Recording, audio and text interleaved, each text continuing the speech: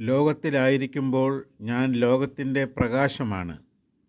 ഇതു പറഞ്ഞിട്ട് അവൻ നിലത്ത് തുപ്പി, തുപ്പൽ കൊണ്ട് ചെളിയുണ്ടാക്കി അവൻ്റെ കണ്ണുകളിൽ പൂശിയിട്ട് അവനോട് പറഞ്ഞു, നീ പോയി ശിലോഹ, അയക്കപ്പെട്ടവൻ എന്നർത്ഥം, കുളത്തിൽ കഴുകുക. അവൻ പോയി കഴുകി കാഴ്ചയുള്ളവനായി തിരിച്ചു വന്നു.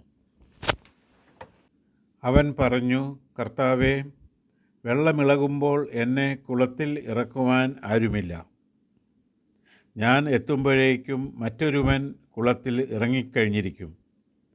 യേശു അവനോട് പറഞ്ഞു, എഴുന്നേറ്റു കിടക്കയുമെടുത്ത് നടക്കുക. അവൻ തൽക്ഷണം സുഖം പ്രാപിച്ച് കിടക്കയുമെടുത്ത് നടന്നു. അന്ന് സാബത്തായിരുന്നു. ഏതാണ് എളുപ്പം, നിന്റെ പാപങ്ങൾ ക്ഷമിക്കപ്പെട്ടിരിക്കുന്നു എന്ന് പറയുന്നതോ എഴുന്നേറ്റ് നടക്കുക എന്ന് പറയുന്നതോ? ഭൂമിയിൽ പാപങ്ങൾ ക്ഷമിക്കുവാൻ മനുഷ്യപുത്രന് അധികാരമുണ്ടെന്ന് നിങ്ങൾ അറിയേണ്ടതിന് യേശു തളർവാദ രോഗിയോട് പറഞ്ഞു, ഞാൻ നിന്നോട് പറയുന്നു, എഴുന്നേറ്റ് കിടക്കയുമെടുത്ത് വീട്ടിലേക്ക് പോകുക.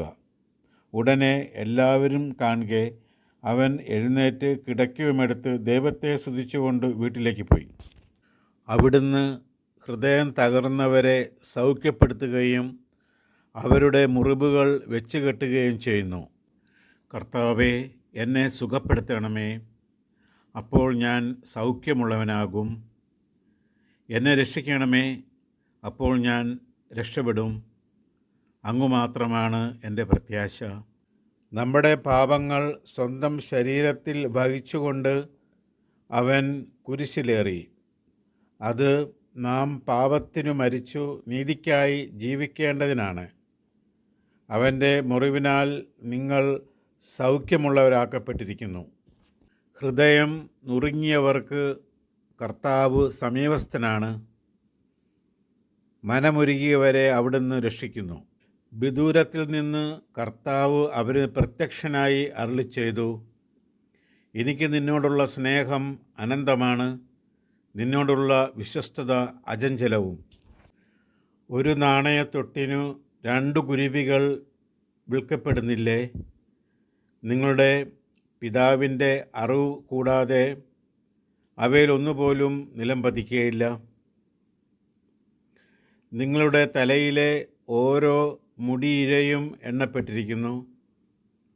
അതിനാൽ ഭയപ്പെടേണ്ട, നിങ്ങൾ അനേകം കുരുവികളേക്കാൾ വിലയുള്ളവരാണല്ലോ. സമുദ്രത്തിലൂടെ നടക്കുമ്പോൾ ഞാൻ നിന്നോട് കൂടെ ഉണ്ടായിരിക്കും. നദികൾ കടക്കുമ്പോൾ അതു നിന്നെ മുക്കിക്കളയുകയില്ല.